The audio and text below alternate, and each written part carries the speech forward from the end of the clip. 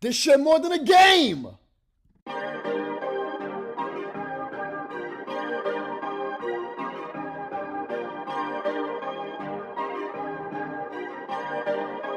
Perfect. Perfect.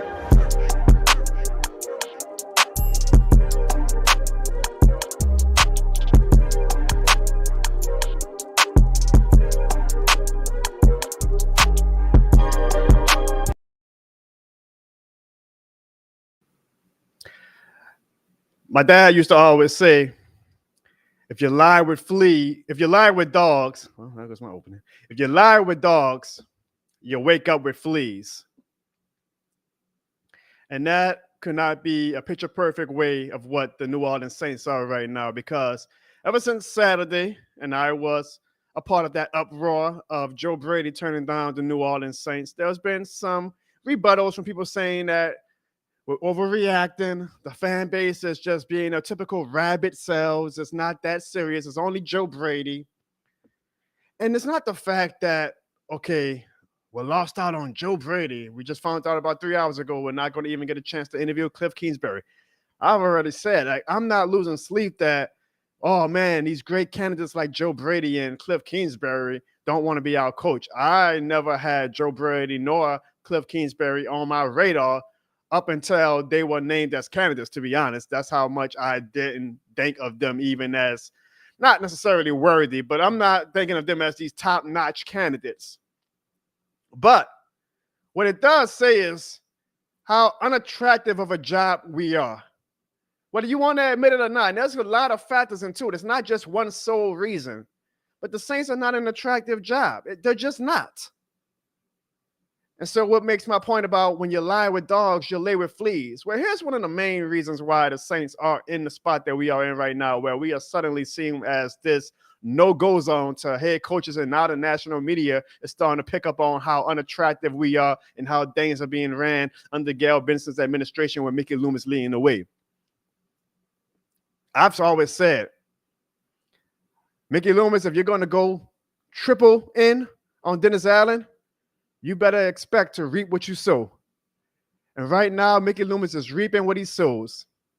Because when you go triple in on Dennis Allen, you wake up with fleas. You see, Dennis Allen is a kind guy. He's not the worst coach of all time or anything like that. I know I get hyperbolic when I say that sometimes. But when you put your franchise's hands in a coach who statistically is one of the worst coaches of all time, you wake up with fleas. And now all that goodwill you had built up with Sean Payton and Drew Brees era, you lose it all. And now we are seen as no man's land. No coach wants to come here because they don't want to deal with our cap issues and the fact that we're probably 1 or 2 years away from truly contending. And they're saying, I'd rather just sit back and wait for a more attractive job, or I don't want to put my possible one last shot as a head coach into the fate of this franchise right now, knowing that they are miles away from contention. That's not to say that we don't have some good candidates still available. We absolutely do. That's not to say that it's impossible for us to turn it around in a short time frame. We saw in 2006 with Sean Payton how that is possible. But facts are facts. We can't live in what ifs. We can't live in glass half fulls and best case scenarios. You got to live in the reality. And the reality is right now, a lot of coaches turned down the New Orleans Saints. Not just Joe Brady and Cliff Kingsbury, but Ben Johnson told us, don't even call me. Mike Vrabel, which you can maybe excuse, said, I'm good. Aaron Glenn had the New York Jets over us. The New York Jets, y'all. The New York Jets aren't some picture-perfect franchise of stability and greatness. Aaron Glenn wanted the New York Jets over us. You can make a few excuses about why. Well, Mike Vrabel wants to be with the Patriots. Well, Aaron Glenn was a New York Jet. And I get all that. But when you got people like Joe Brady and Cliff Kingsbury telling you no, if we actually had an attractive job, they absolutely would be interviewing with us. And it all comes down to when Mickey Loomis decided to put the franchise's hands in Dennis Allen. And now we are reaping as a fan base and as a franchise where we sow. Now, we tried to warn Mickey, us fans. We said, what are we doing? By year 2, at least most of us all realize Dennis Allen ain't that guy. He's a great defensive coordinator, a great defensive mind. He's probably going to do a great job in Chicago as a defensive coordinator. He is not a leader of men. We saw it. But Mickey Loomis, in his stubborn ways, because of the success he had with Sean Payton and Drew Brees, decided, nah, you guys are wrong. Dennis Allen, just give him a little bit more time. I'm going to give him everything he wants. I'm going to continue to kick that cap can down the road. I'm going to sign Derek Carr to a $100 million plus year contract. I'm going to show you guys that Dennis Allen is that guy. And now look at us. Now look at us. Mickey, you made your bed. Now you got to lay in it. When you lay with dogs, you wake up with fleas. I bet you Mickey Loomis is scratching his ass off right now. Ladies and gentlemen, welcome to the John Bones Show, where this shit more than a stream. This shit more than a game. We ain't playing on no field. We fans born kinda wild, fire in our hearts revealed. Yeah, we shout and we cheer, our passion loud and clear. Together we rise, this love no compromise.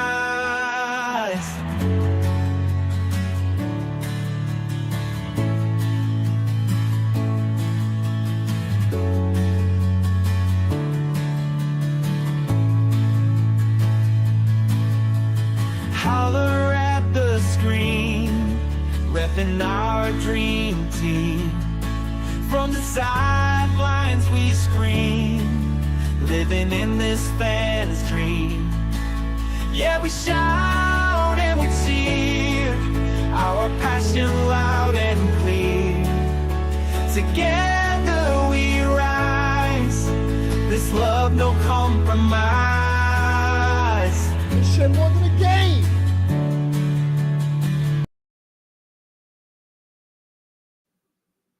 And y'all know how we got to start off each and every John Bones Show. Please, if your fingers are healthy and working, no arthritis zone over here, leave a this shit more than a game in the chat right now as we discuss the continued search for the next New Orleans Saints head coach. Now, it's not all doom and gloom because we do actually have some candidates who actually do want to be still coach of the New Orleans Saints. As of now, the remaining candidates are Darren Rizzi, Kellen Moore, Cliff Kingsbury, Anthony Weaver, Mike Kafka, and Mike McCarthy. Now, if you had your ears glued to the streets, you would probably see the tea leaves are blowing, and it seems to be going in the direction of one Kellen Moore, a name that a lot of guys were not taken seriously as a candidate as much as 3 weeks ago.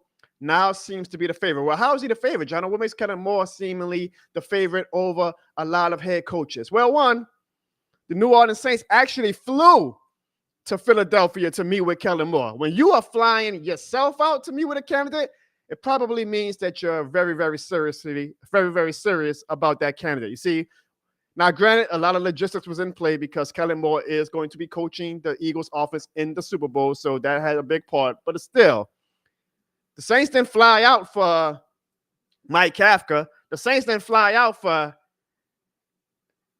Anthony Weaver. The Saints aren't going to fly out for Mike McCarthy, but the Saints flew out for Kellen Moore, which probably shows that he's a very, very strong candidate to be the next head coach of the New Orleans Saints. And Jeremy Fowler of ESPN reported, I'm told that the interview started Monday night and went late into the evening, early morning. So that's probably what, a 4, 5, 6 hour interview that they did in Philadelphia last night. He also reported that Dolphins defensive coordinator Anthony Weaver has come up as a candidate that has made a strong impression. I imagine Anthony Weaver is the backup plan if Kellen Moore also tells us no. And for everybody who's doing the but when it comes to Joe Brady and Cliff Kingsbury, it's telling us no. If Kellen Moore tells us no, then there's no more denying just how unattractive of a job and situation Mickey Loomis has put this franchise in. But all that being said, Kellen Moore is a good candidate overall, including Mike McCarthy, if it winds up being Mike McCarthy. Who knows? We're still in wait-and-see mode.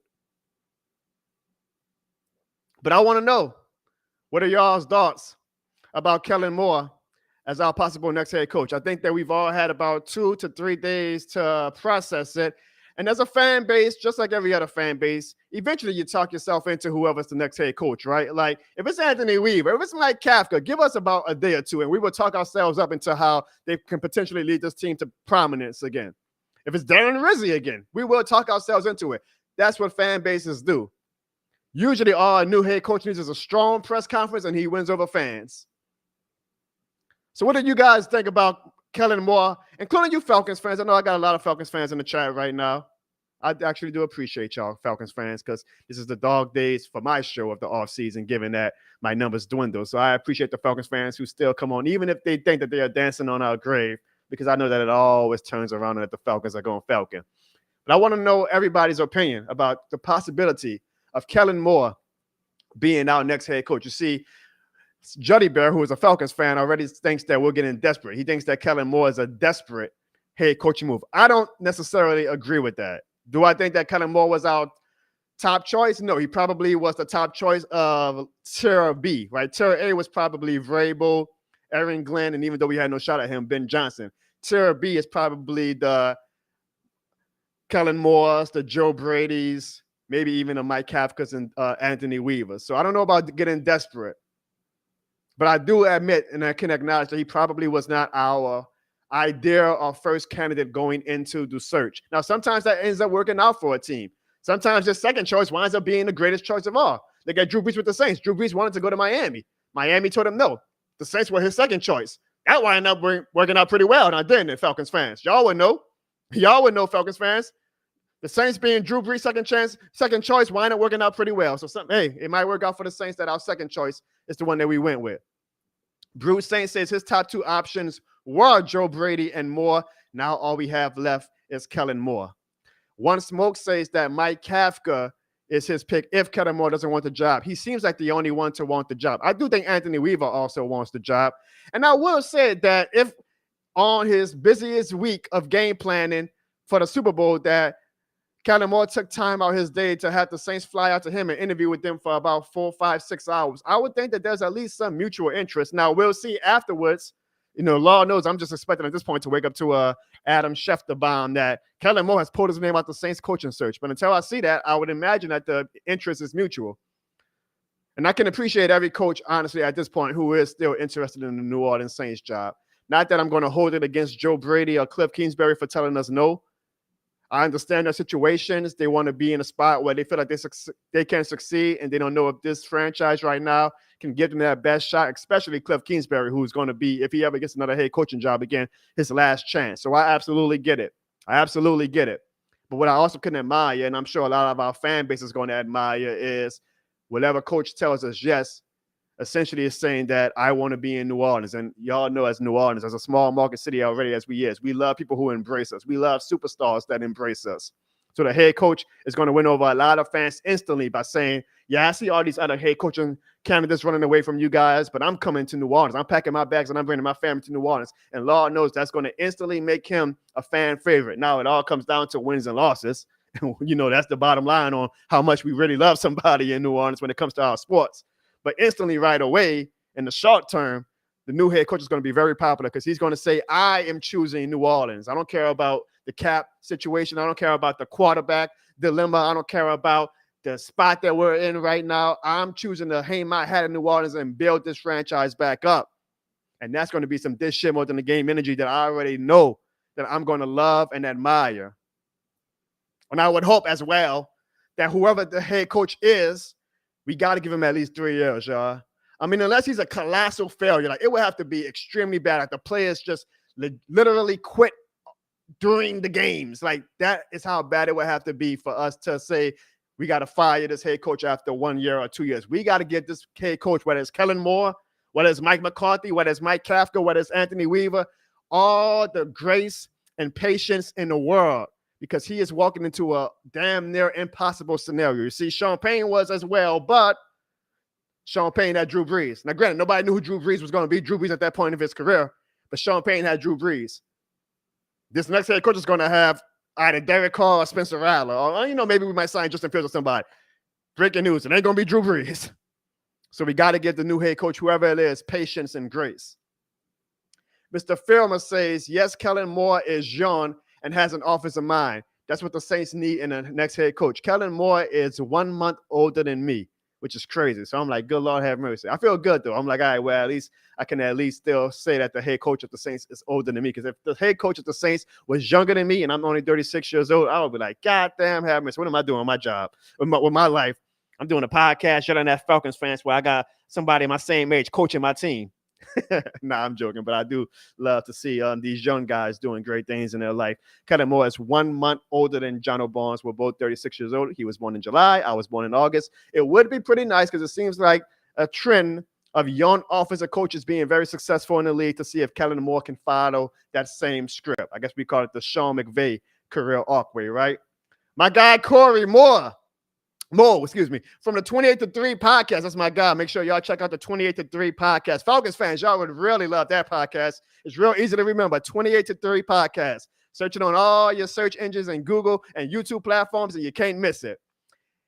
Corey actually told me this in private, so I guess he's giving out his exclusive before they put out their Kellen Moore and Saints coach episode. He says, Kellen Moore is too shucks.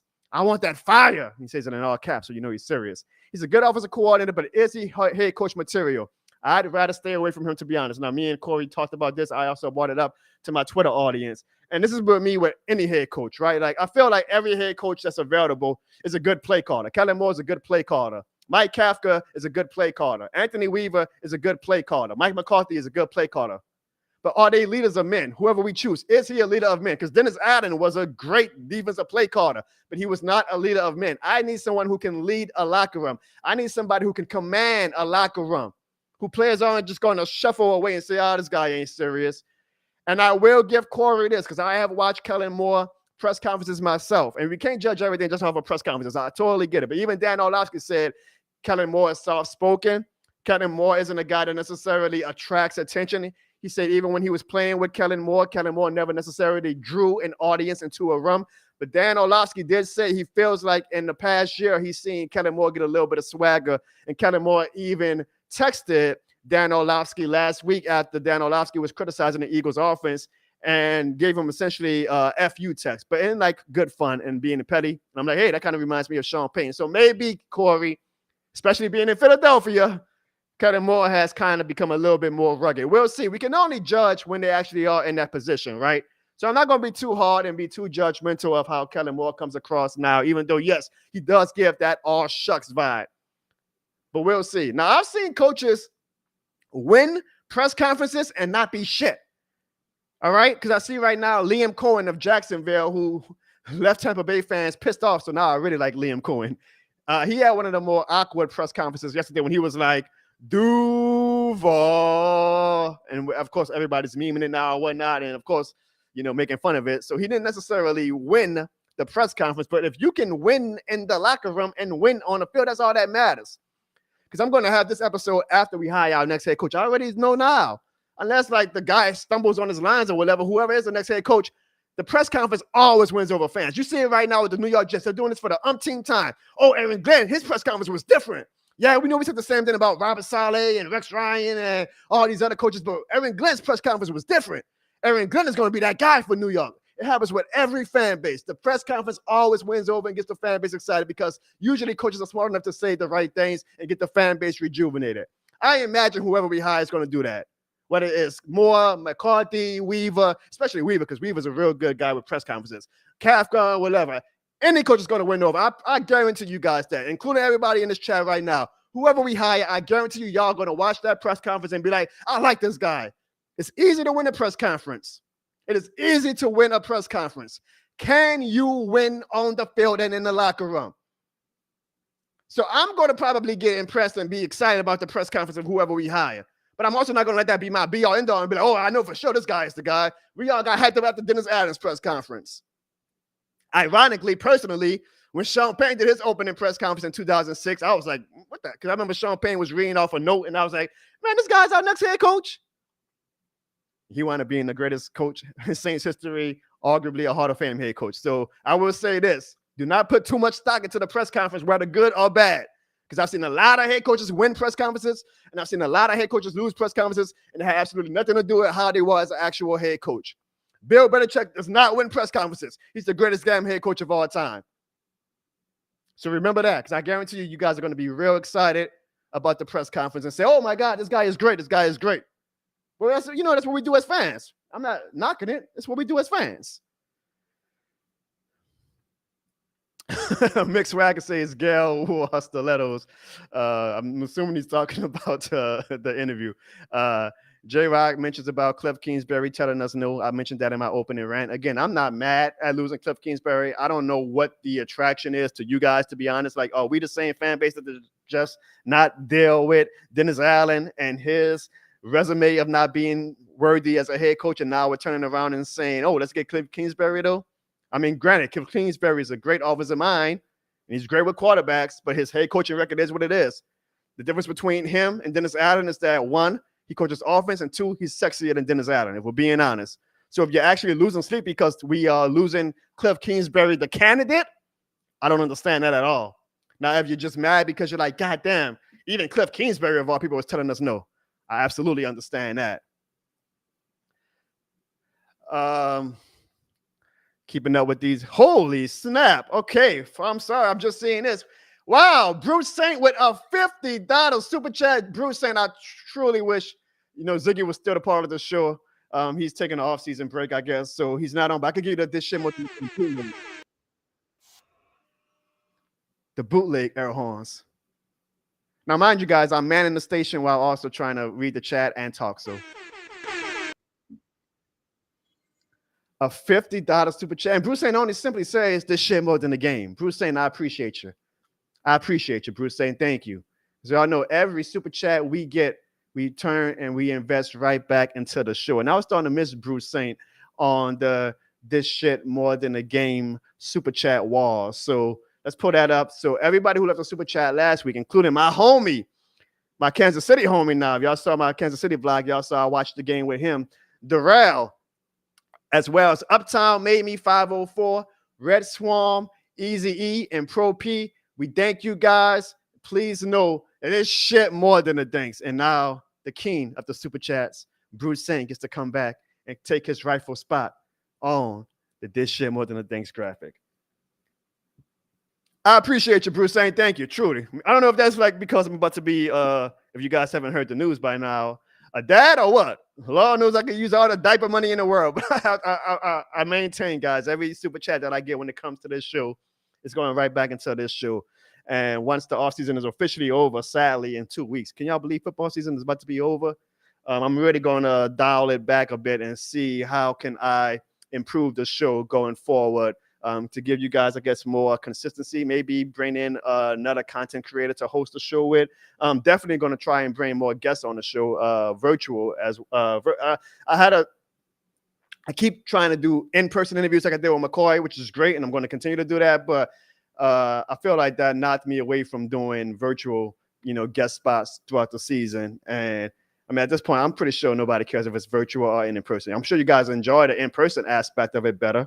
But I'm going to definitely have some special guests on the show and try to just improve the show for you guys so that it's not just a show that, the diehards like Bruce Saint tune into every week, but even the casuals want to watch even when football season is done. So Bruce Saint, all I have to say, thank you. And I hope you know that all of your investment into the show is definitely going to be returned in favor to you. Let me keep up with some other super chats if I can, because I'm sure you guys are still discussing about it. Corey also says McCarthy over Moore at this point. Higher floor and ceiling. But can Mickey getting in the way, not wanting to give up any control or share in decision maker play a part? Now, Corey, we don't know technically yet if Mike McCarthy has a higher ceiling than Kellen Moore, because Kellen Moore is that mystery box that I keep making the analogy of, where when you go on a game show, right, and the game show host say, okay, you can have a guaranteed $5,000. Or you can have what's in the mystery box. The guest always pauses. He always pauses because he's like, well, I got the $5,000 guaranteed right here, but what if that mystery box has $10,000 in it? What if that mystery box has $50,000 in it, right? It's that mystery box component of Kellen Moore or Mike Kafka or Anthony Weaver that a lot of fans are probably like, man, we know Mike McCarthy's ceiling. Which, granted, technically it's a Super Bowl, if we're being honest, but I know a lot of fans are like, oh, that was just Aaron Rodgers. So his ceiling is really just, the divisional round at this point. Fair, not fair. That's how fans work. But we don't know what Kellen Moore's ceiling is. We might have a good gauge of it's probably going to be a first round appearance, but we just don't know. And I feel like that mystery box is what always draws fans in because they would rather deal with the devil they don't know than the devil they know. Just my opinion. Just my opinion. Bruce saying it was not long overdue, man. I promise you. You can not send a super chat for a year, for 2 years. It doesn't matter. I appreciate everything you've already done for the show. From the bottom of my heart. Truly, my man. Thank you. I appreciate you, Bruce Saint. One Smoke says, Kellen Moore hasn't done much, but he did check off the boxes of being a young offensive mind. Absolutely. I do agree in somewhat with that about him being a young offensive mind. I feel like we don't know about checking off some of these boxes yet because we got to see it in action. What I'm going to do as a fan, I hope you guys do as well, is give whoever we hire a clean slate. Even though we know that technically this is like our, second batch of candidates, we got to get that person a clean slate. And I think we will, especially after the press conference, because I know how press conferences work. It gets all the fan bases riled up. Yeah, we got the guy. You heard what he said? He said, who that? He said, we're going to make New Orleans a winner again, I believe. But we got to give the head coach, whoever it is, a clean slate, whether it was our first choice or not. Because at this point, we should also just be appreciative that whoever we hire is choosing us. When it seems like a lot of head coaches seem like, I can wait. I can twiddle my thumb with this job offer from the New Orleans Saints. They're not good enough. So whoever we hire, for anything but the fact that he is choosing to come to New Orleans, we got to show him patience and we got to show him grace. My guy Chad, who always watches on Twitter, and I'm very appreciative of the Twitter audience, says Kellen Moore might look like a beaver with them chompers, but if he can get us back to winning, I'll take that motherfucker. We'll take any coach that can win, right? I agree as well, by the way, Chad, with this, and like I just mentioned earlier with Corey. One thing I want to know about the head coach is he a leader of men? Another thing I want to know is, and this is just a fan thing. This is not important for Mickey Loomis and the team, but it is important for me as a fan and probably for you guys as well. Is he fun? Is he petty? Is he going to take subtle shots at the Falcons? Is he going to tell Mike Evans, screw you, when Mike Evans tries to get a Make-A-Wish 1,000-yard season on us? That type of shit is important to me. And I would imagine to a lot of fans as well. I want a fun head coach. Sean Payton spoiled me in that regard. One thing Sean Payton did great, which he didn't even have to do because he was a great head coach. Like, if you are a boring head coach, but you're great on the field, I'll take any type of personality you bring to the table. But if you could be great and have a fun personality in the city of New Orleans, man, you're a made man. You're a made man. Sean Payton got New Orleans. Sean Payton understood New Orleans. Sean Payton knew that, hey, I know what this Falcons and Saints rivalry is about. I'm going to take shots at the Falcons. Sean Payton knew how to be petty. Sean Payton embraced the shenanigans of what New Orleans was. I hope the next head coach does that. Does Kellen Moore give off that impression? I'm going to be honest. Hell no. But I'm going to give him a shot to see. Because, again, he's been in Philadelphia for a year, so maybe he's learned about, developing some type of charisma. That shit is important to me as a fan. It's not the be-all, end-all. It's not even on the top 10 list of what Mickey Loomis and the company is asking for. But for me, I want a fun head coach. I want a head coach with charisma. I want a head coach who does have fun with the Saints and Falcons rivalry. I want a head coach who is going to embrace New Orleans. Might take some time. You got to learn what the city's all about. But I want a head coach that does that. Ironically, looking at all these press conferences that I've seen of the candidates, I feel like Anthony Weaver is probably the best person for that. But whoever Mickey Loomis picks, I'm going to give him a clean slate, and hopefully it works out. And for Mickey Loomis' sake, it better work out. Because if it doesn't, if it doesn't? Bruce Saint says Moore might not be a good head coach material, but you won't know until he gets the job. He is unknown, but the unknown with a massive upside. Again, it goes back to my mystery box theory. You got the proven prize right there in Mike McCarthy, or you got the mystery box with Kellen Moore. I don't think if it is Kellen Moore, guys, I know Falcons fans and even Bucs and Panthers fans are going to laugh at us. You guys got Kellen Moore. Like, how desperate are you guys? Again, I think Kellen Moore overall is a good candidate. I don't think he's a bad candidate at all. Was he our first choice? Probably not. But I think that on his own merit, he's a good candidate. I'm not feeling like we're digging at the bottom of the barrel for head coaches at this point. So I'm not mad if it's Kellen Moore and if he's not, as widely regarded as Liam Cohen was or as Ben Johnson was or as Glenn was or Vrabel. Sometimes it works out that way, especially because, like I said in my opening rant, Mickey Loomis wanted to lie with the dogs, that dog being Dennis Allen. He woke up with fleas. We got fleas as a franchise right now. And if it's going to take a Kellen Moore or a Mike Kafka or Anthony Weaver or Mike McCarthy to come in and scrub the fleas off us, so be it. Hopefully they do. We're going to have a lot of patience, though. A lot of patience. I'm really enjoying you guys being active in this chat. I appreciate it. I didn't know we were going to be so active tonight, but I really, really appreciate that. And I'm trying to keep up with it and make sure that I'm trying to get to all of you guys' comments. And I know you guys are all very passionate about the Saints head coaching search. And I know that when we do name a head coach, I will do my best to go live on that day so we can all react together. I know you guys love my instant raw reaction, right? Sometimes I look back on my raw reactions and I'm like, ugh.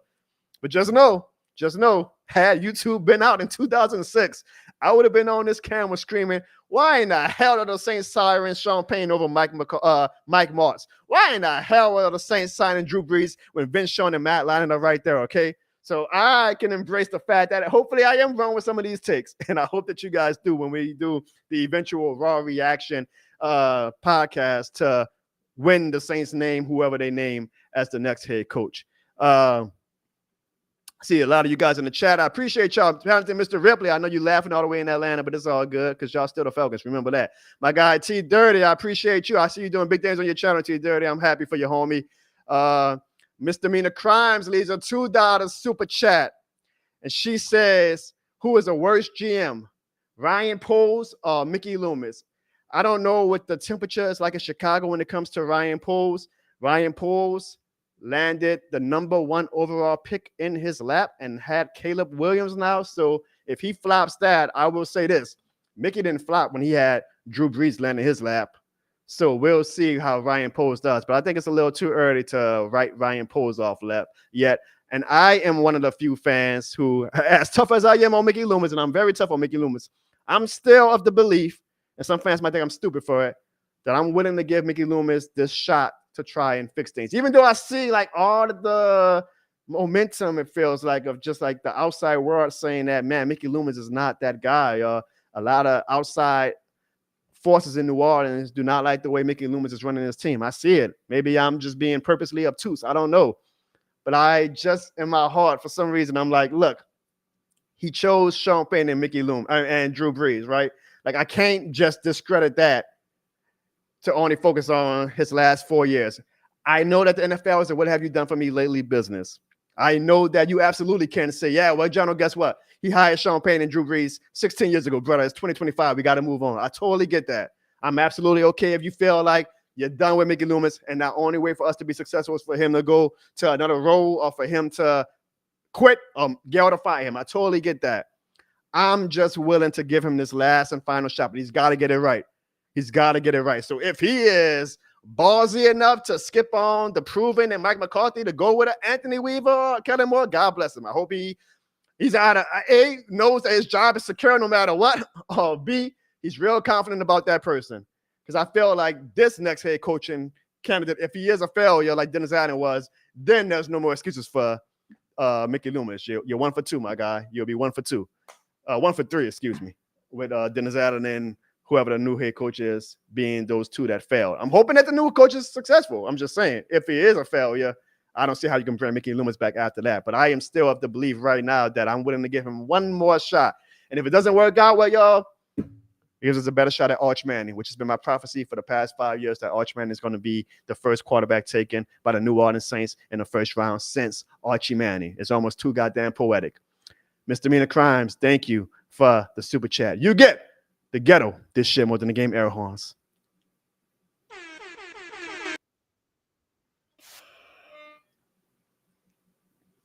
You guys are active in the chat today, bro. You guys are active in the chat. Let me get to a few more comments, and then we will talk more about Mickey Loomis, because there was a very, very interesting tweet that came out today that I want to know you guys' opinion about.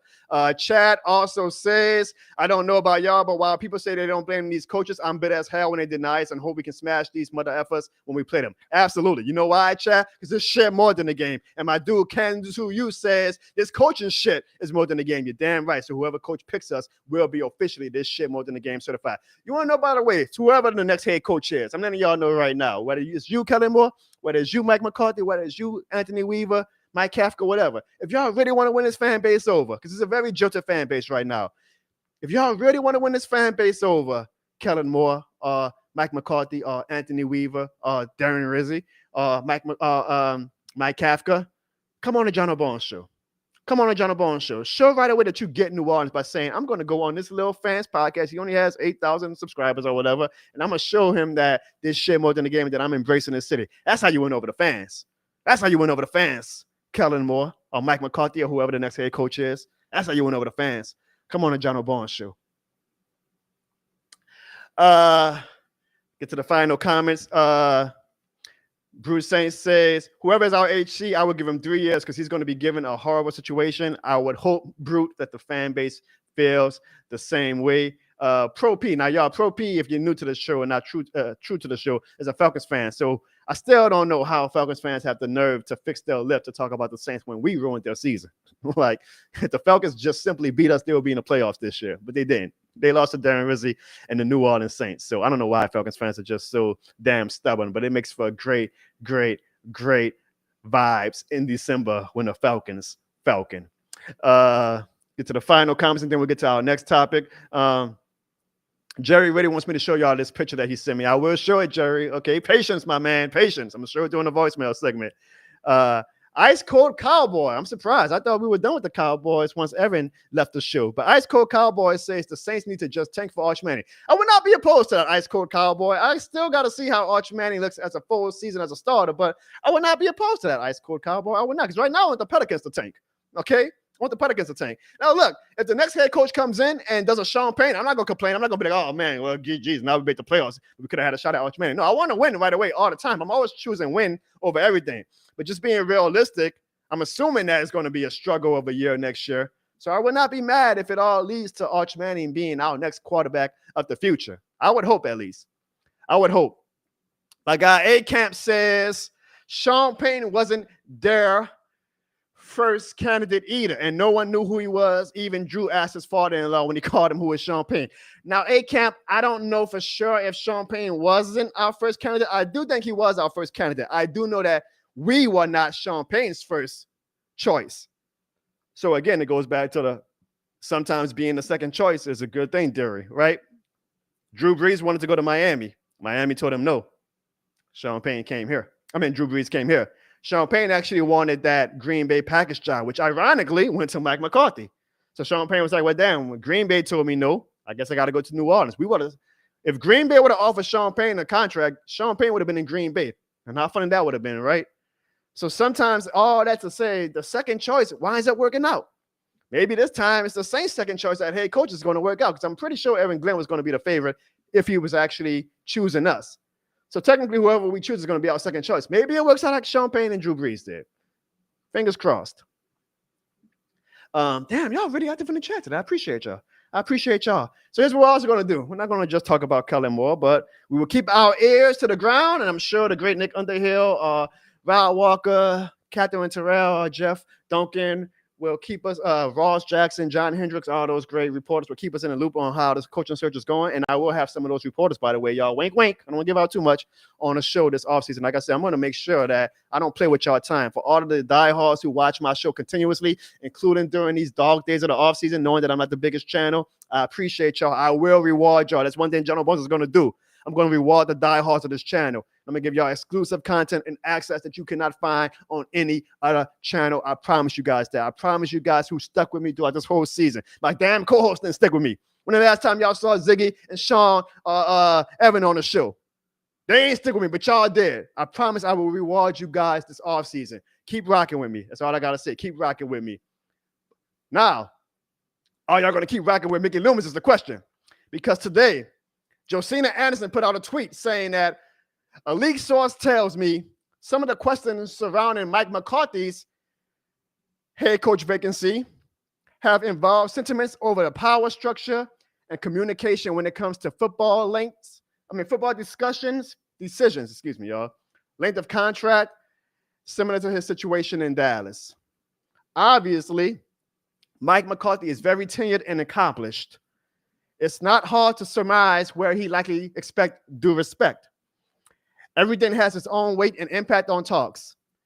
Adding that note for context towards what will eventually happen in New Orleans. Okay, that's a little vague. I'm assuming Mike McCarthy's people telling her this in case Mike McCarthy doesn't get the job or doesn't get an interview. I don't know. It seems like a lot of, look, remember, y'all, a lot of posturing goes on during free agency, during draft time, during coaching searches and all that. So sometimes you just kind of got to take things with a bit of grain.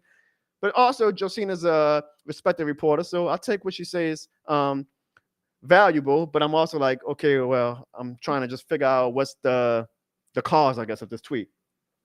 And then she said, which got a lot of people on Twitter and social media talking, additionally, a lot of league perspectives have been given as to what owner Gail Benson should do when it comes to operations in her building in the future. I will leave it at that for now. Ooh, is that like a tease, Josina? You can't be giving Saints fans blue balls, Josina. What's up? Like, you come and speak on this. Say it with your chest, Josina. What you mean by that? What you mean by that, Josina? What they mean by Gail Benson needs to change the operations in her building for the future? I want to know. I don't want these vague tweets, man. Give it to me hard. I don't give it to me at all. Pause. So what do you guys think about that? How do you guys take that tweet? Because a lot of people are taking that tweet as to say outside candidates and outside executives and outside football personnel think that the way the Saints are being run right now is shit. They are thinking that that tweet was aimed at Mickey Loomis. And Mickey Loomis is essentially turning into our version of Jerry Jones. They say you either live long enough to, you either die a hero or live long enough to be a villain. It seems like Mickey Loomis is in his villain arch because good Lord have mercy. I mean, literally just 4 years ago, we were all champion Mickey Loomis. And Mickey Loomis we trust. Don't worry about the cap, y'all. That's a New Orleans thing. We ain't got to worry about the cap, y'all. We'll let the national media and the fans who don't understand worry about Mickey Loomis and how he deals with shit. Boy, we were champion Mickey Loomis. But you either die a hero or you live long enough to be a villain. And it seems like the national media outroar is starting to get just as loud as the local outroar. Because I take that last paragraph as them saying that they don't like the way Gail Benson has this organization structured, which is essentially Mickey Loomis is the head honcho. Like Gail just signs the checks, peeps her head in every now and then, but she's like Mickey Loomis does everything. And essentially Mickey Loomis calls the shots and he has his way. And it seems like maybe, I'm assuming, because she's very vague with the tweet, it's not popular to how a lot of candidates want to come into a franchise and how they want to be a part of a structured franchise. I don't know. What do you guys think about this tweet? I've said my opinion many times about Mickey Loomis, and I do think that he deserves a third shot at a head coach choice, but it does seem like the tea leaves seem to be saying that a lot of outside people outside this New Orleans bubble really do not like the way the Saints are being operated right now, which would not shock me.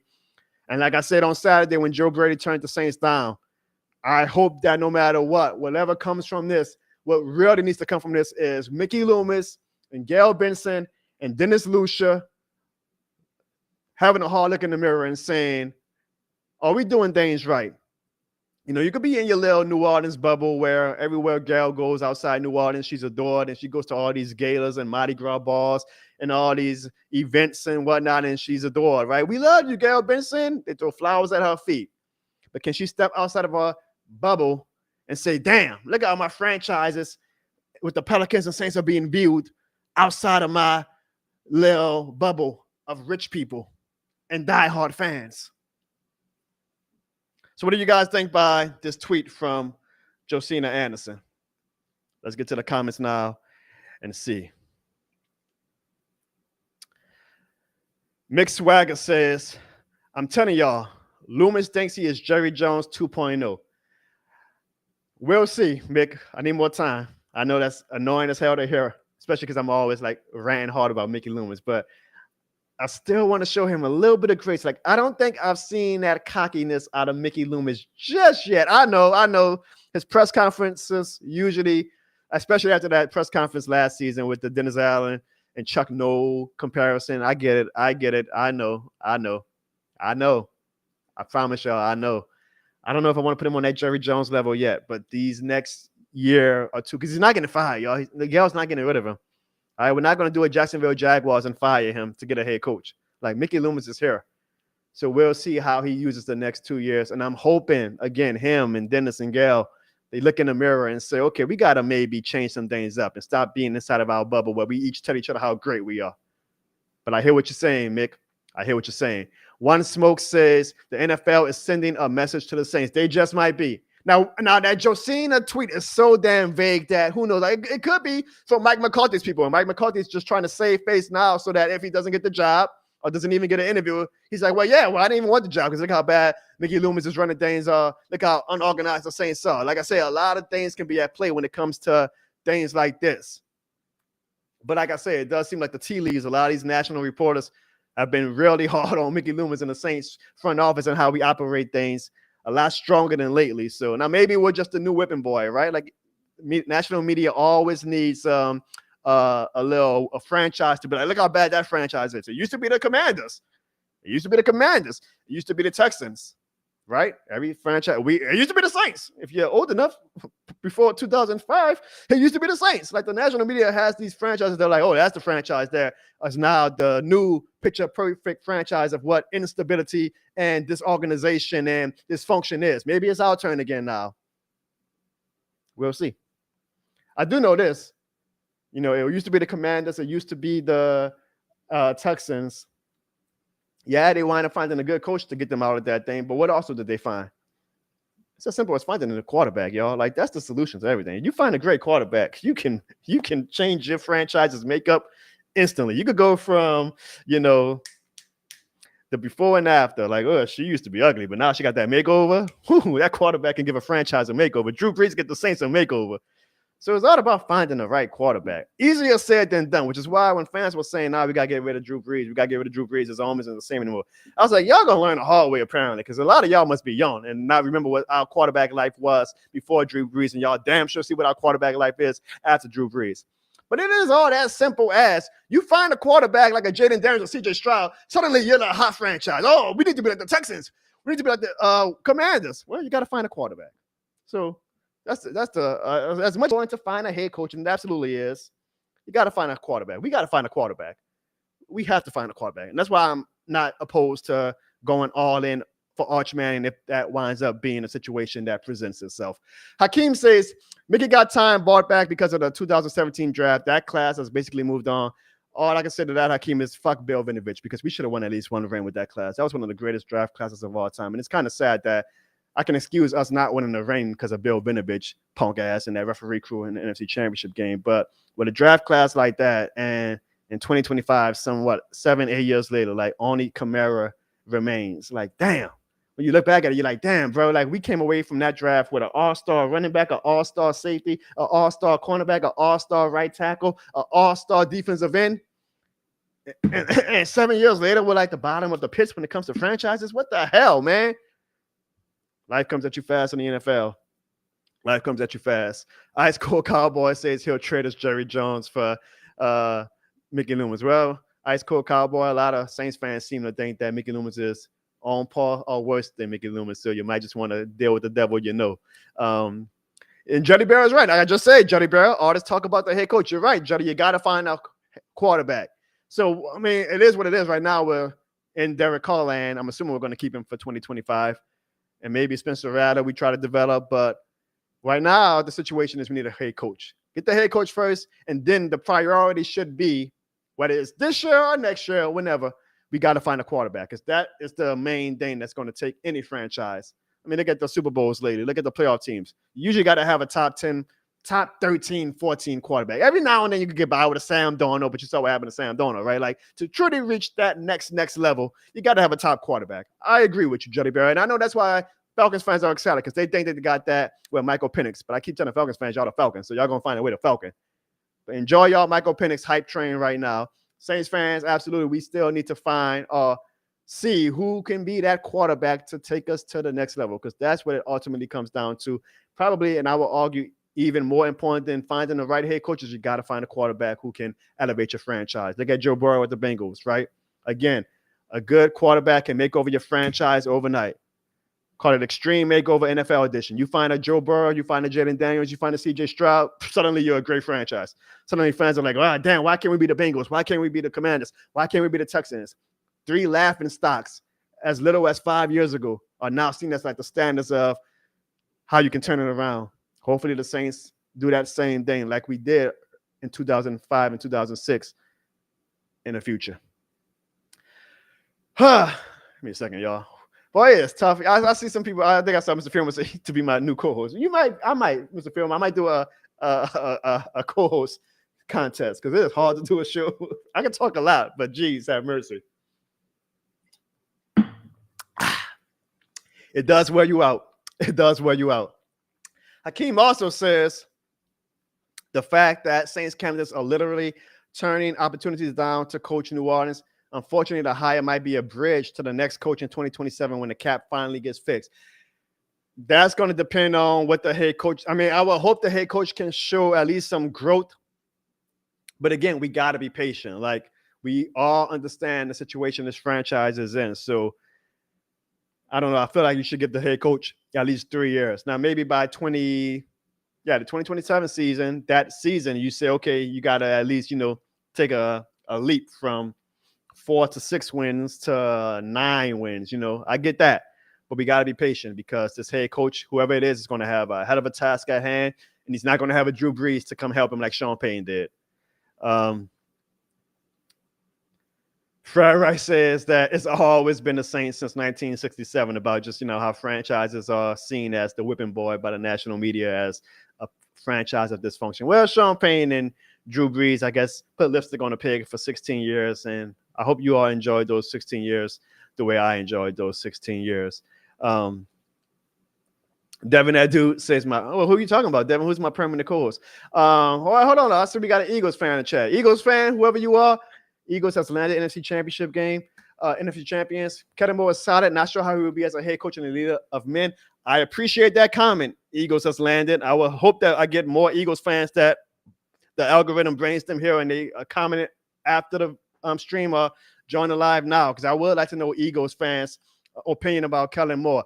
Do y'all attribute y'all turnaround this season? Because last season y'all fell off hard. I mean, y'all let the Bucs whoop y'all ass in the playoffs. Y'all still made the playoffs, which is very impressive. Like in a down year for y'all still made the playoffs. But the change this year was, one, obviously, Saquon Barkley, who should have got a lot more MVP love, if you ask me, and 2, Kellen Moore. So I would love to know, if you're still in chat, Eagles has landed, how much of this season's turnaround do you attribute to Kellen Moore? And I see you say he's solid. So solid to me is solid, but it's not great. Like, do you even not consider him like a great play caller? Do you don't think that he played that much of a role in y'all turnaround?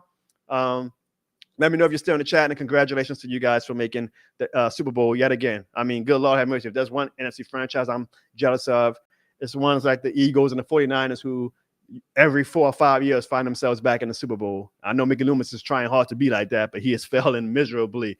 Slim John Un leaves a $5 super chat. Slim John Un, I appreciate you, my guy. Thank you very much. You never leave a comment. Eventually, Slim John Un, leave a comment. Like, I appreciate your super chats, but I want to highlight something from you. Plug, I don't know, you got a SoundCloud or something? Plug something, my man. You too kind to this channel for me not to give you something to come away with, but I appreciate you, Slim John Un. Y'all are really active in the chat tonight. Thank you. My guy, Devin, that dude, says it's funny how they on spats with the Chiefs, but he has the worst NFL defense of all time when he coached the Saints. That was a unique year, Devin, that dude, when it came to the Saints due to the Bounty Gate fallout. So we'll see. Dante says, John, what's up? I think the Saints are becoming a non-existent team, which nobody wants to coach. You think that, or do you actually see it? Because, I mean, goddamn, it seems like you don't got to think it. You see it right now. However, we still got about 5 candidates who are interested in us, so you never know. Eagles has landed. Eagles, and I see you commenting on everybody. You thanking everybody. Yeah, I appreciate that. Answer my question. Like, why is Kellen Moore just solid to you? I want to know from an Eagles fan, because I value y'all input.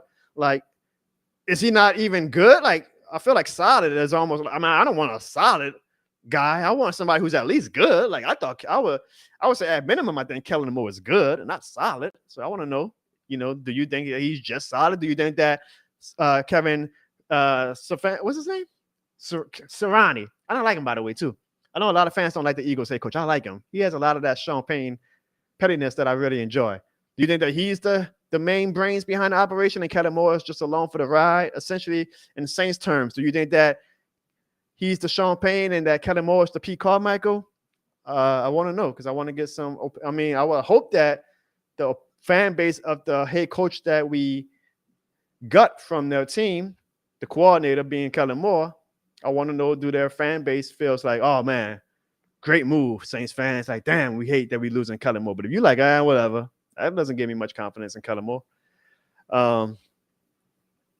And finally, before we get to the voicemails, Johnny Bear says, "Oh, y'all acknowledge Bountygate." No. Don't get it ever twisted, Johnny Bear. We never did not acknowledge Bountygate. We ain't scared of no damn Bountygate fallout. We always point out how Brett Favre said the Vikings had a similar bounty program themselves. And I saw Brett Favre tweeted last week on the anniversary of the 15-year anniversary of the NFC Championship game as the Saints beat the Vikings, how he still has no hard feelings. He said, "Hey, it's football. Shit happens." We ain't scared of no goddamn Bountygate. If y'all see right now, Drew Brees and Reggie Bush are in a commercial for Bounty paper towels. Y'all think that's a coincidence? We embrace that shit, brother. We are New Orleans. Shit, bring the Bountygate back if it brings us another Super Bowl. I ain't never scared. I say that with my chest. I also say this with my chest. No matter what, we all know that this shit more than a game, and now you can wear it with pride. Visit www.jonobarnes.com or thisshitmorethanagame.com and buy your This Shit More Than a Game shirt now for the low price of $28.03. You can buy it in black and gold, purple and gold, white and blue, red and navy blue, all types of colors. We've got you covered here on the Jono Barnes Show. So visit www.jonobarnes.com or thisshitmorethanagame.com and buy your This Shit More Than a Game shirt now and let the world know, folks, this shit more than a game.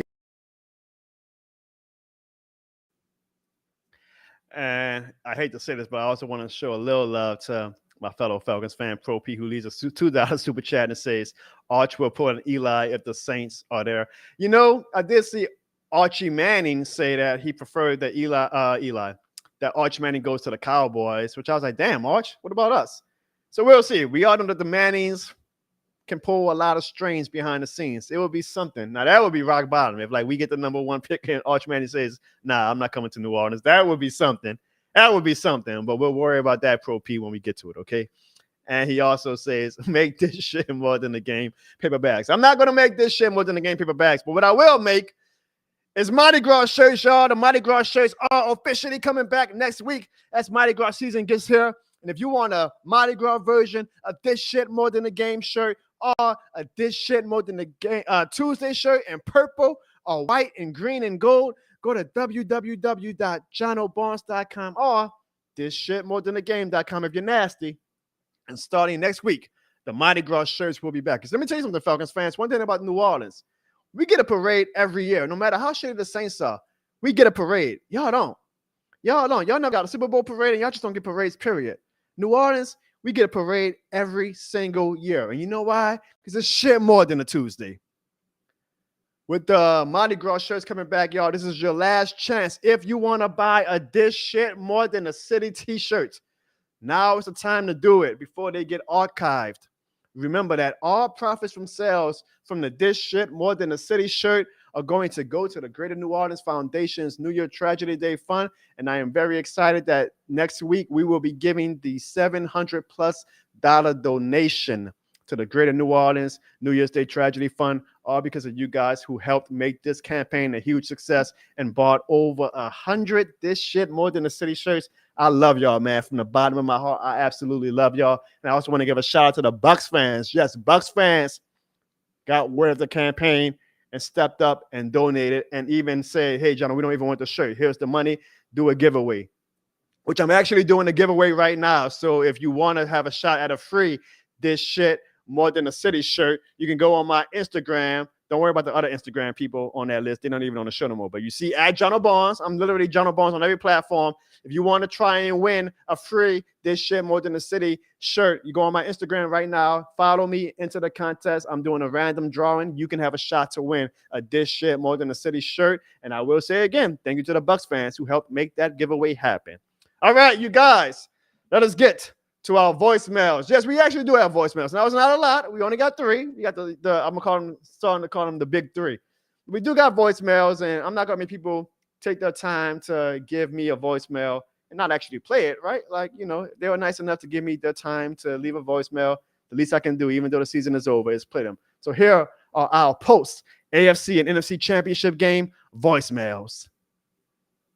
All right, well, Cliff Kingsbury just announced that he's returning to Washington. Thank God. However, a lot of people may not agree with this, but I think the Saints should go after, because it's either Kellen Moore, it's Darren Rizzi, it's Mike Kafka, Anthony Weaver, or Mike McCarthy now. I think those are the 5 left options. If I had to rank them, the 5th guy I would want would be Mike McCarthy. The 4th guy would be Anthony Weaver. The 3rd guy would actually be Mike Kafka. My runner-up to be the Saints head coach is Darren Rizzi, but I think the New Orleans Saints should pursue Kellen Moore. And people may be like, well, he's not that good. I understand that. But, like, if you look at it, right, he leaves Dallas. Dak Prescott's an MVP favorite when he's in Dallas. Leaves Dallas. Yes, Dak still had an MVP type of year 2 seasons ago, but now look, Dak's completely fallen off. And he left the Chargers, right? The Chargers, yes, they're good, but Justin Herbert hasn't really been that MVP guy ever since Moore left. Even when Moore was there. But now with the Eagles, look what he's doing, right? And I understand, look, I don't really have an argument for him to be the head coach yet because we don't know how he's going to be. But I feel more comfortable with him than I do with, like, a Darren Rizzi, Mike Kafka, Mike McCarthy, Anthony Weaver, people like that. Because I feel like Kellen Moore brings more to the table. Because, like, Kellen Moore has NFC Championship and Super Bowl experience. Like, he's the most recent guy to go to the Super Bowl. So I'm just saying. And if he wins the Super Bowl, I think Kellen Moore will be the guy.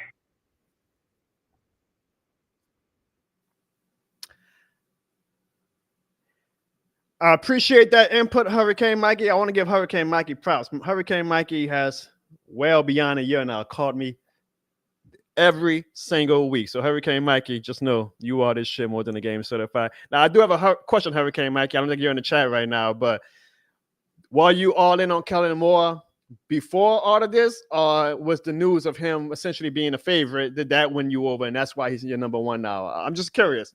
No, I mean, if he was the person that you want now because of the new reports, then ain't nothing wrong with that. Because again, Kellen Moore wasn't even on my radar. Like, I know we were interviewing him, but I was like, he's probably like, that ain't gonna go nowhere. But now that he's actually the probably legitimate favorite, I'm like, oh, well, let me see if I can talk myself into him. This comment from the Eagles fan might talk a lot of y'all into him. Eagles has landed NFC champions said, I love that name because I'm assuming that if the Saints ever get back to the Super Bowl, a lot of people in the chat gonna change their name to who that NFC champions or whatnot. But he says Kellen Moore is better than Sirianni calling the plays, so he's definitely improved the offensive side of the ball. See, that's what I want to hear. Eagles has landed. That's what gives me a little bit of hope. And as a fan base, all you can have is hope to build yourself up going into each season. So, I'm glad to hear that you feel like he's a strong play caller, even better than the head coach. Now, again, I saw your earlier comment. We got to see if he can be a leader of men. I'm going to give him a clean slate with that. But I'm glad that you are able to acknowledge and say that, yeah, that guy's a great play caller. If anything, your offense should be improved because he's going to really make your offense look a lot better with his play call. So that's very encouraging to hear. But as I said earlier, we got to see, though, if he can be a leader of men. Vito in the house leaves a $2 super chat. Hold on, Vito in the house. Let me give you the bootleg version of this shit more than the game air horns.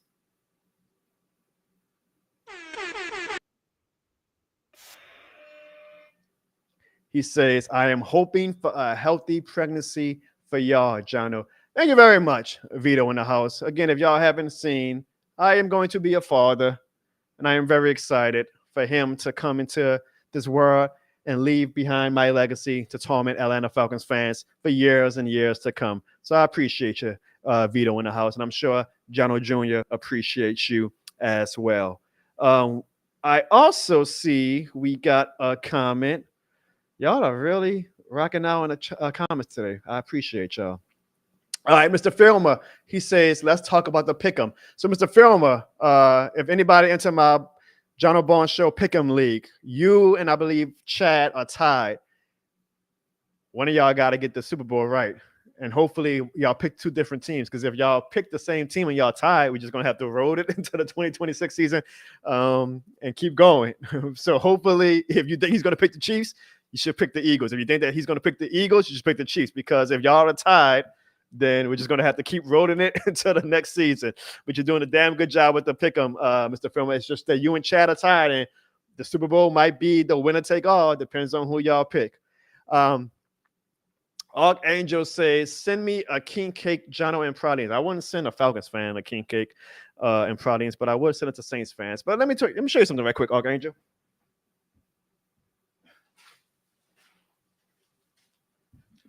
So I want to give a shout out to my friends at Parcells and Post, where you can also buy the exclusive This Shit More Than a Game sticker and a This Shit More Than a Game refrigerator magnet, because they sent me a Nona Randazzo's king cake. And if y'all know that that's one of the top king cakes in the city of New Orleans. So I appreciate my guys at Parcells and Post for sending me this king cake. And if y'all want a king cake shipped to you Falcons fans, if y'all want to get some true experience of what culture actually is, go to Parcells and Post. Let me take the comment down right quick so you can actually see the address. Or hit Parcells and Post up. You can Google them and find all their social media and whatnot. And they ship king cakes. So if you really want a king cake, Archangel, or you Falcons fans, hit up Parcells and Post on social media, DM them, or if you're in the city and you want to send it to somebody outside the state, go to 5208 Magazine Street in New Orleans, Louisiana, and they ship king cakes. So shout out to Parcells and Post and thank them for sending me this king cake. Speaking of king cakes, I want to give a shout out to my wife, because let me show you something else.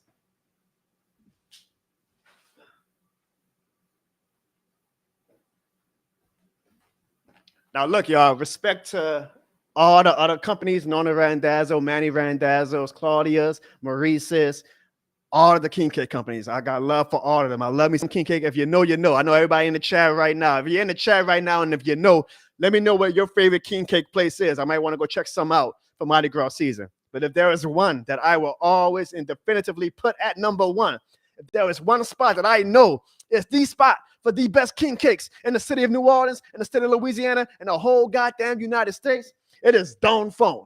Boy, if you know, you know. That's shit more than a king cake when it comes to Don Phone. The best damn king cake ever. And I want to give a shout out to my wife for making sure I had me a Don Phone king cake as Mardi Gras season begins. Let me show y'all. Look at this, man. Look at this. That's shit more than a cake. That's a king cake right there. So let me know in the chat, what is y'all favorite king cake spots? I want to know if anybody agrees with me. But if y'all know, y'all know. Don Phone king cake is the place to be. Can you take it? All right. My wife thought I was having a heart attack or something. She had to come out and check on me. And that sugar going in one place, and that's in my belly, baby. That sugar's going in one place, and that's in my belly. All right. As well, we ask fans when we do voicemails that they can leave a text message. And so, Jerry, if you're still in the chat, you've been waiting for this for a long time, my guy. You've been tweaking for this. Jerry sent me a great text, and he said this is simply put for you Atlanta Falcons fans. Because y'all know last week, this snow was more than a game. And Jerry said, you're damn right it was, Jono. And he left me this message that I absolutely adore that simply says, in the snow, fuck Atlanta. Great handwriting, by the way, Jerry. I don't know if you did that with your fingers or if you used a stick or whatever, but very precise and great legible handwriting. So, Jerry, that is his message to all of you Falcons fans, to you, Juddy, and Archangel, and Pro P, and Red Swarm, and that one Falcons fan, and Dante, and all you Falcons fans that have been trying to troll this chat all season long. That is Jerry's response to you guys. Jerry, I know you're happy. I love that message, Jerry. I'm glad that even during the magical time of the snow that we had last week, you took time to let the Falcons fans know that you still stand on business, whether it's snowing, whether the sun is shining, whether the rain is falling down, whether leaves are falling. It's always and forever. Fuck the Falcons. The Kelsey Bowl's back. Yeah. Super Bowl's in New Orleans, yeah. The Eagles need to win this game because, again, tired Kansas City Chiefs winning every Super Bowl. The Eagles need to win this game. They need to win. Bye, this is Kyle speaking. Bye. Yeah.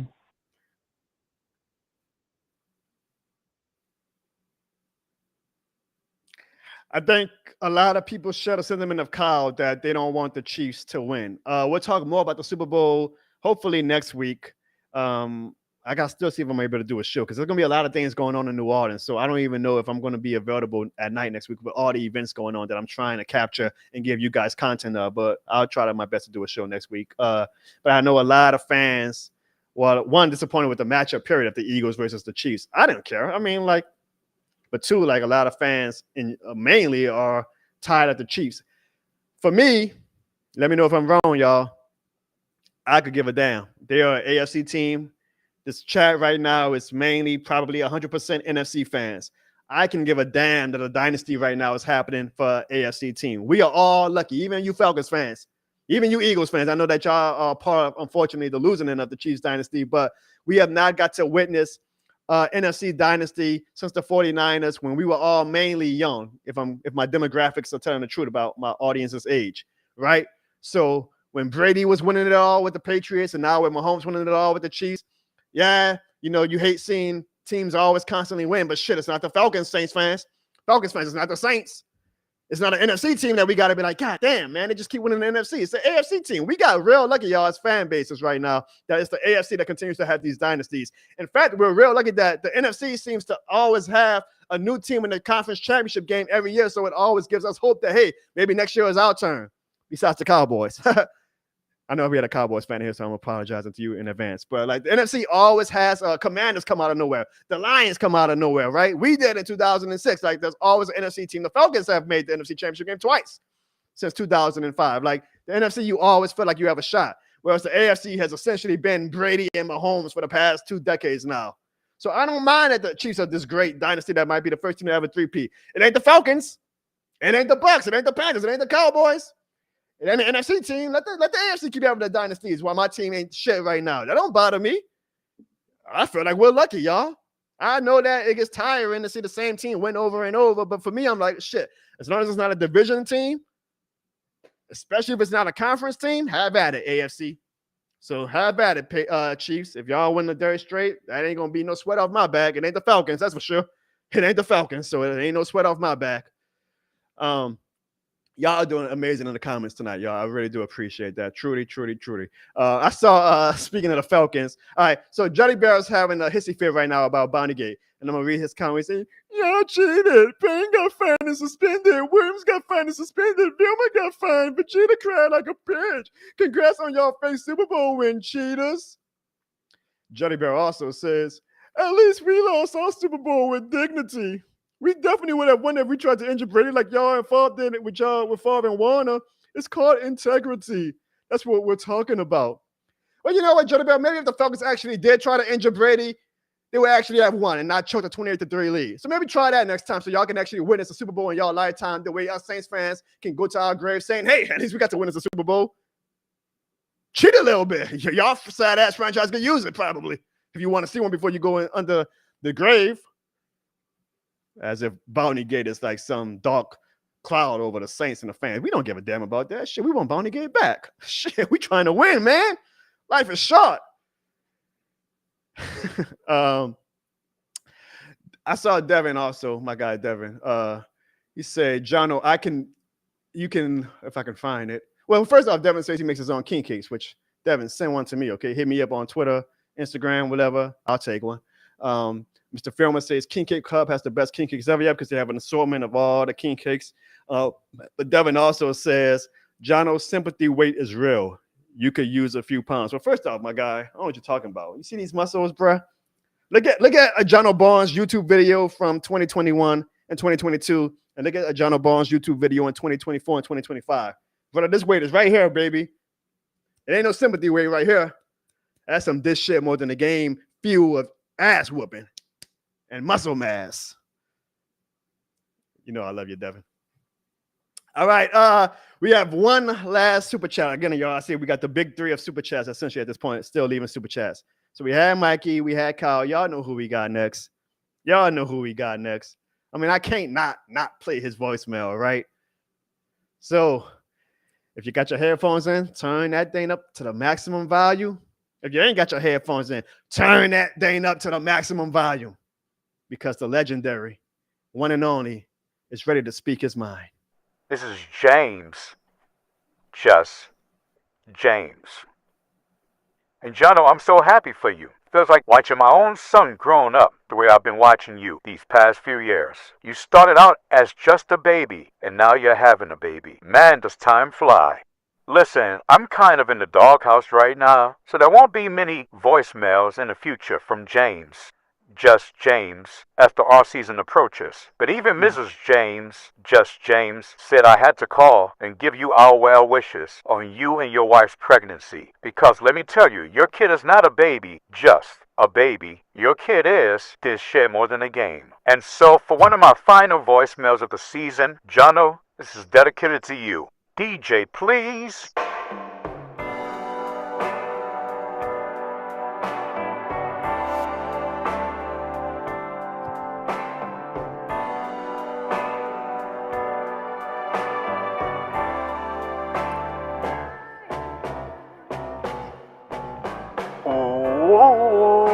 Ooh, baby, baby. Ooh, baby, baby. Mistakes. I know I've made a few, but I'm only human. You've made mistakes too. I told Mrs. James, Just James, I'm crying. Ooh, Jono's having a baby, baby. Ooh, a baby, baby. I'm just a happy James, Just James, for Jono's baby, baby. Ooh, baby, baby. Ooh,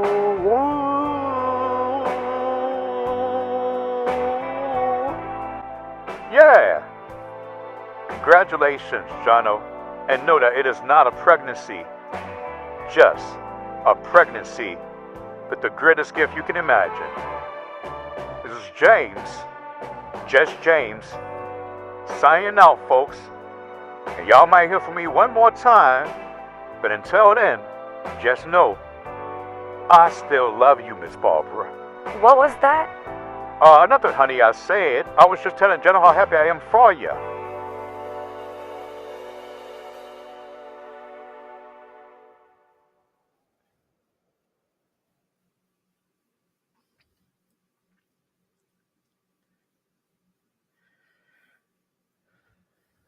My baby might not ever want to come out after hearing that. He might say, I'm good in the womb for the rest of his life. James, Just James. That was real sweet. Thank you. I appreciate that, truly. To everybody who has continuously left me messages and DMs and even offered us gifts and support since we've announced it, truly, we appreciate y'all from the bottom of our heart. You know, I always tell people this shit more than a game is not just centralized to sports. It's a lifestyle. And you guys, time and time again, show me why this shit more than a game is truly this shit more than a game. So I thank you guys. And if you want to leave a voicemail, I think we're going to leave the voicemails up for maybe one last week or maybe two for the Super Bowl post game. 504-484-9170.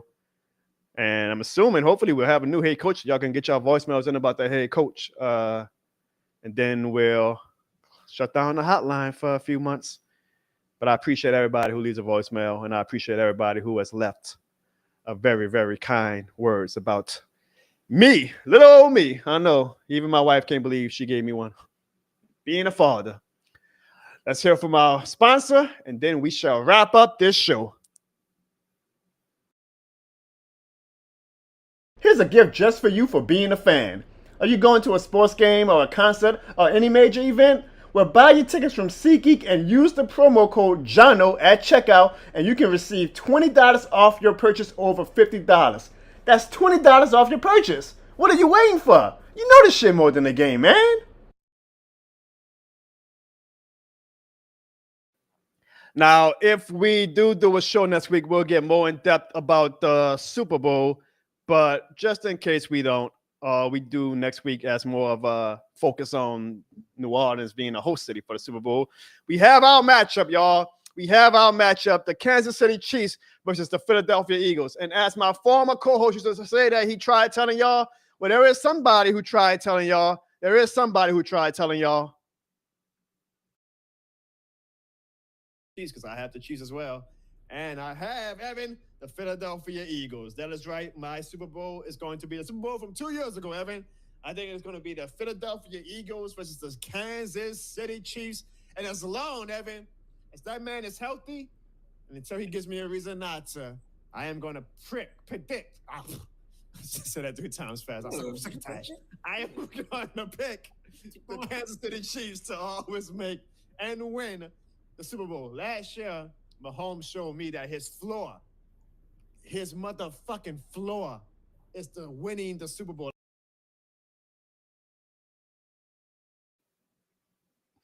I tried telling y'all. I keep telling y'all, call me John Nostradamus. I tried telling y'all in August. I gave y'all the script. If you are a betting man and you listen to John Barnes, you will be getting a great payday this week because I told y'all it was going to be the Chiefs versus the Eagles, and I never strayed from that pick, even though the Lions were looking good, even though the Commanders were looking good, even though the Bills were looking good, even though Lamar Jackson was having another historic season. All alone, I kept saying, y'all, Chiefs versus Eagles, and now next Sunday in the Superdome, it is going to be the Kansas City Chiefs versus the Philadelphia Eagles. I'm making my pick known now, the same damn pick I made in August that I just played for you guys. Until I see an eliminated graphic with Patrick Mahomes' mug front and center, I am never picking against that man. That man is the greatest quarterback in the league right now and is making a case to be the greatest quarterback ever. And I still, for some reason, I'm getting butts because, the referees are helping him out. Man, it seems like every time you're great, it seems like the fans make this conspiracy that the referees are helping him out. Jordan couldn't be that great. Referees were always helping out the Chicago Bulls. LeBron can't be that great. The referees are always helping out the Lakers or the Cavs or the Heat. Tom Brady wasn't that great. The referees were always helping out the Patriots. I'm not going to deny that maybe there's some favoritism that goes into being a superstar. But when you're great, you're great. Patrick Mahomes is great. We can do the same song and dance every year where, but it's really Joe Burrow's the best quarterback. It's really Lamar Jackson the best quarterback. It's really Josh Allen the best quarterback. No, don't you ever get it twisted. Patrick Mahomes is the best quarterback in the league right now. He's going to be the best quarterback in the league next year. He's going to be the best quarterback in the league for the next 5 years. He might go down as the best damn quarterback of all time. And until that man gets eliminated, I am never picking against him. I told y'all last year should have been a proof for all of you guys. The Chiefs were not that good last year. The Chiefs team overall was not that good last year. You look at their roster last year, you do not say, that is for sure a Super Bowl team. But you know who they have? They have Patrick Mahomes. And that man told us that his floor is making it to the Super Bowl. So why would I not pick him to make it to the Super Bowl again this year when he had a much better team in 2024? And lo and behold, they got a Super Bowl appearance. Will they win? I'm picking them. I'm not going to be shocked if the Eagles win. Saquon Barkley is a dog. Saquon Barkley should have been the MVP. I don't know why we keep bottling ourselves into it's got to be a quarterback. So it was like Josh Allen or Lamar Jackson. I'm like, we not seeing what Saquon Barkley is doing in Philadelphia? Saquon Barkley is a dog. He can absolutely change that game next Sunday. It's going to be a great game. I don't know what all these fans are saying. I'm not watching the game. I'm tired of the Chiefs or the Eagles. Man, that's football. It's football. I'm watching that game. And I am a fan of greatness. Especially, again, if it's not an NFC South team or an NFC team, I am a fan of greatness. That Patrick Mahomes win 3 straight. Ain't no sweat off our back, Saints fans. Maybe we'll be a little upset that, damn, we could have been a Saint, but either way, it ain't the Falcons. It ain't Patrick Mahomes doing this in Atlanta. It ain't Patrick Mahomes doing this in Dallas. It ain't Patrick Mahomes doing this in Tampa Bay or Carolina. He's doing it in Kansas City. What the freaking do? Ain't no sweat off our back. I appreciate greatness. Patrick Mahomes is the greatest quarterback in the league right now. Don't y'all ever get that fucked up. I tried telling y'all in August, their floor, until they show us otherwise, the Kansas City Chiefs floor is making the Super Bowl. It's going to be a great game Sunday in the Superdome between the Kansas City Chiefs and the Philadelphia Eagles, who are going to try to get their revenge from losing to the Chiefs in the Super Bowl 2 years ago. And ironically, how the Chiefs beat the 49ers twice, and Pat to the dynasty. We can see now, can they do the same thing and beat the Eagles for a second time? Should be a good game. We'll talk a little bit more about it next week, but I'm actually looking forward to it. I'm very much looking forward to it. And again, like my co-host Ziggy said, I tried telling y'all in August. If y'all would have watched the John O'Bones show, if you're true to the John O'Bones show and not new to the John O'Bones show, if you watched the John O'Bones show in August, I told y'all it was going to be the Chiefs and the Eagles. Listen to your boy. I appreciate you all joining the show tonight. I said if I was going to get over 5 super chats that I was going to show you guys how I dealt with the snow. So, because we got over 5 super chats, including a very special one from Bruce saying, Bruce saying, you're still on the show again. Thank you, my man, for that $50 super chat. Here is how I dealt with the snow last week. Live from Snow Day 2025. Wow. Wow. This is history, y'all. This is history. This shit more than a game. And this shit definitely more than the snow. Wow. Let me tell you something. Y'all really gotta be safe when y'all out here, cuz.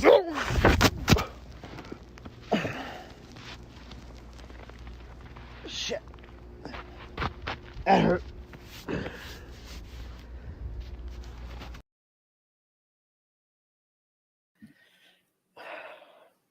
Shit still hurts. Look, man, I'm a sports analyst and podcaster. I ain't saying I was a meteorologist, okay? Jeez. Ugh. But hopefully y'all had a lot of fun in the snow too. Like I said, I know my guy Jerry did, and I appreciate everybody who sent me after Falcons pictures in the snow. It really shows me like, wow, my life legacy might be the guy who everybody knows just hates the Falcons, and that makes me happy. That makes me very, very happy. You know what else makes me happy? That you all joined the show tonight. We did some good numbers for a show that I thought was going to have like 10, 12 people watching the show. As of now, across all platforms, we have over 545 people.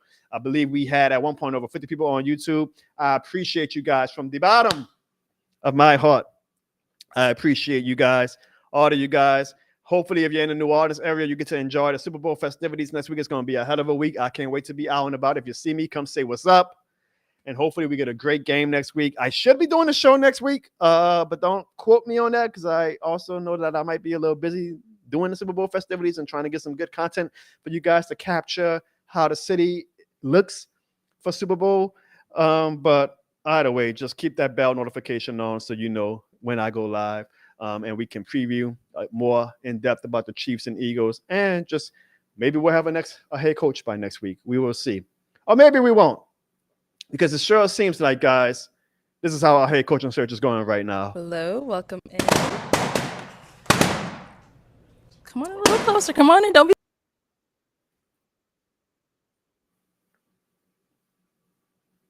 Hello, welcome in.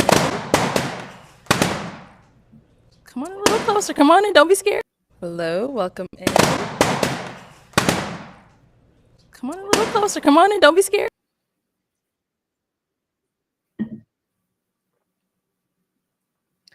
All right, I think you gotta be you kind of gotta know, you gotta be a little hip to get that reference. But I did that video on Twitter like 3 hours ago, and it's currently going mini viral. So I thought maybe you guys might get a laugh out of that too. Yeah, that's how our head coaching search is going right now. But it don't matter because as long as the right person keeps their balloon inflated, you never know what can happen. You never know what can happen. I appreciate you guys. Thank you for tuning in. Always. And forever remember, it's shit more than a game. See y'all in the Super Bowl in New Orleans next week. You know.